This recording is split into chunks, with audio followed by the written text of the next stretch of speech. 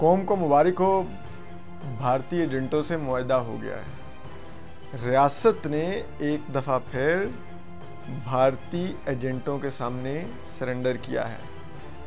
7वीं दफ़ा सरेंडर किया है भारतीय एजेंटों के सामने 7वां मुआहदा है। और अगर आप सकूतर ढाका को मिला लें तो ये 8वां मुआहदा है। जी हाँ, फवाद चौधरी साहब ने कहा कि टीएलपी को भारतीय सपोर्ट है। शेख रशीद साहब कहते रहे टीएलपी के WhatsApp group, social media accounts Bharat से चलते हैं। मुल्क के वजीर दाखिला हैं शेख रशीद साहब। फवाद चौधरी साहब मुल्क के वजीर इत्तलात हैं। वज़ीर आज़म इमरान खान की काबीना के की रुकन हैं, हुकूमत की तर्जमानी करते हैं। तो या तो ये फेक न्यूज़ दे रहे थे या ये सच बोल रहे थे। अगर फेक न्यूज़ दे रहे थे तो फिर ये साबित होता है कि इस मुल्क में फेक न्यूज़ सिर्फ ये हुकूमत फैलाती है। और अगर सच बोल रहे थे तो फिर बात यह है कि पाकिस्तान ने भारत के सामने सरेंडर किया है, हमारी रियासत ने भारत के सामने सरेंडर किया है, तो फिर ये मानना होगा। लेकिन आज हम आपको ये खबर देंगे कि अंदर मुआहदे से पहले क्या बातचीत हुई, वहाँ पे किस तरह से हुकूमत ने पोजीशन ऑफ वीकनेस से बात की और कालेदम टीएलपी ने पोजीशन ऑफ स्ट्रेंथ से बात की। रियासत मिन्नतें करती रही और टीएलपी से निगोशिएट करने वाले उलमा रियासत को डिक्टेट करते रहे। ये हम सब कुछ आपको बताएंगे। आप आयरनी देखिए कि वज़ीर आज़म इमरान खान कहते हैं कि मैं रियासत की रिट पर समझौता नहीं करूंगा, रियासत की रिट बहाल होगी। और रियासत की रिट बहाली जिन बेचारे पुलिस एहलकारों के ज़िम्मे लगाई जाती है, उनको ये टीएलपी वाले शहीद करते हैं। 10 से 12 पुलिस एहलकार इस दफ़ा शहीद हुए, 7 पिछले साल शहीद हुए। हर साल 7 से 10 पुलिस एहलकार शहीद होते हैं, सैकड़ों ज़ख्मी होते हैं और फिर रियासत उनका खून बेच देती है। माजरत के साथ पंजाब पुलिस की जो हायरार्की है, जो टॉप लीडरशिप है, जो आईजी पंजाब और दीगर लोग हैं, इन लोगों को शर्म आनी चाहिए। क्या इनके जवानों का खून इतना सस्ता है?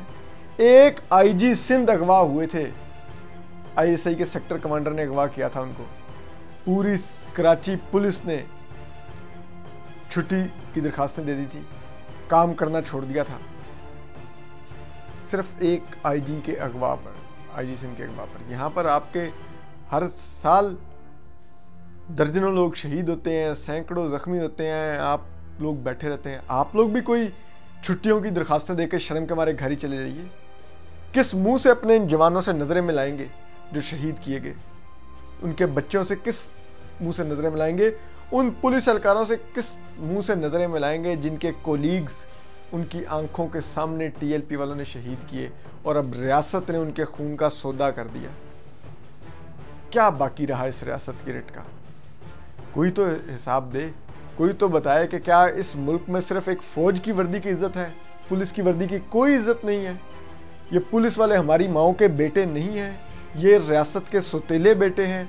अगर तो ऐसा है तो ठीक है, फिर टीएलपी वाले उनको अगर मार देते हैं तो फिर ठीक है, जायज़ है खून उनका करना। और भी लोग फिर उठ के जो मारते हैं मारे।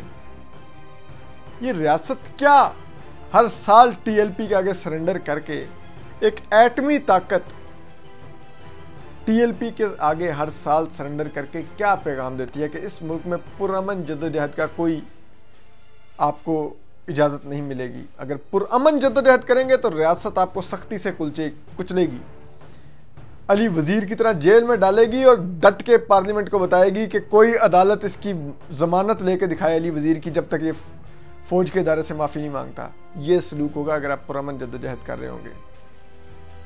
आपको कभी नैब उठा के ले जाएगी, कभी आपको एफआईए उठा के ले जाएगी। लेकिन अगर हाँ आप टीएलपी की तरह लाठियां उठाएं, पत्थर उठाएं, कलाशिनकोफें उठाएं, मुल्क बंद करें, पुलिस एहलकार शहीद करें, लोगों की इमलाक को नुकसान पहुंचाएं, सरकारी इमलाक को तबाह करें, रोज़ाना की बुनियाद पर मुल्क को 10 से 20 अरब रुपए का नुकसान पहुंचाएं, 100-150 अरब का जब नुकसान पहुंचा लेंगे तो रियासत आपके आगे लेट जाएगी। ये है हमारी रियासत का पैगाम कि पुरअमन सियासी जद्दोजहद नहीं करनी, यहाँ पर हथियार की जद्दोजहदी करनी है।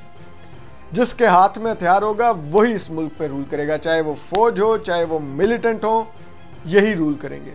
जो पुरअमन शहरी हैं उनका इस मुल्क, इस रियासत में कोई स्टेक नहीं है, ये पैगाम है।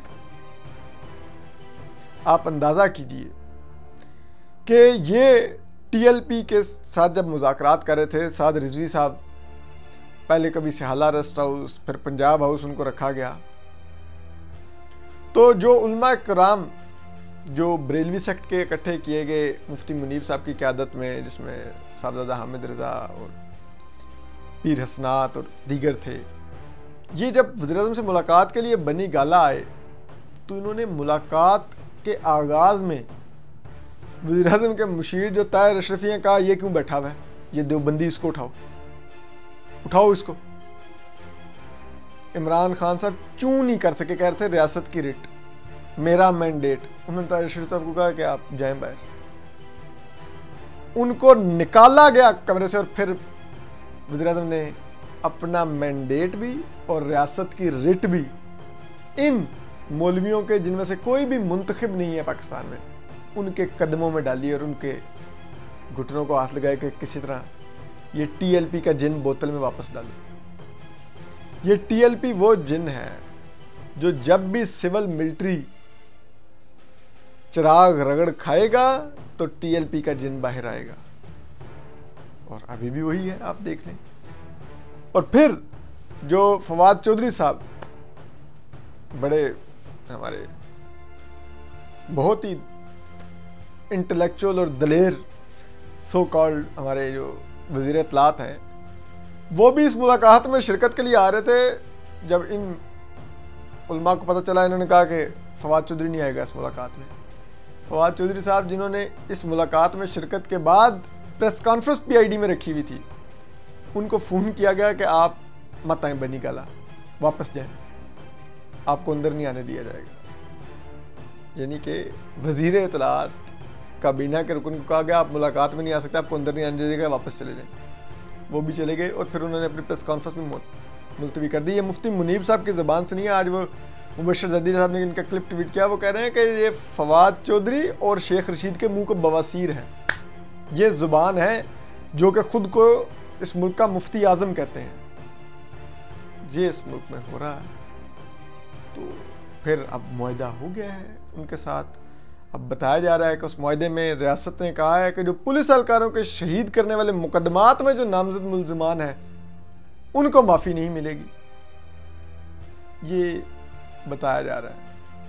लेकिन टीएलपी वाले मज़े से ऐलान करते जा रहे हैं कि हमने जो हासिल करना था कर लिया, हर साल की तरह। अब वज़ीराबाद जाएंगे, वहाँ पे खड़े होके वो मुआहदा लहराएंगे, अकड़ अकड़ के बताएंगे कि हमने यूं नाक की लकीरें निकलवाई वज़ीरत इमरान खान की, यूं इस्टेब्लिशमेंट की नाक की लकीरें निकलवाई, यूं सब की लकीरें निकलवाई और हम आगे जी फतह करके।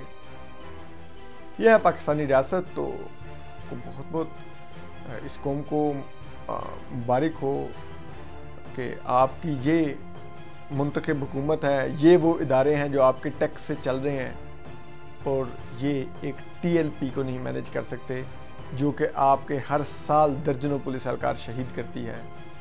काश इनमें से किसी में गैरत हो, ये जाएं वज़ीर इमरान खान, ये वज़ीर दाखिला शेख रशीद, ये मुफ्ती मुनीब, और उन बच्चों की, उन हमारी बेटियों की, उन हमारे बेटों की, उन हमारी माओं की, उन हमारी बहनों की आंखों में आंखें डाल के बताएं कि ये मुआहदा किया है आपके बेटों के कातलों से हमने। जो पुलिस एहलकार आपके बेटे शहीद हुए हैं, ये उनके खून का हमने इतने में बेचा है, ये देख लो।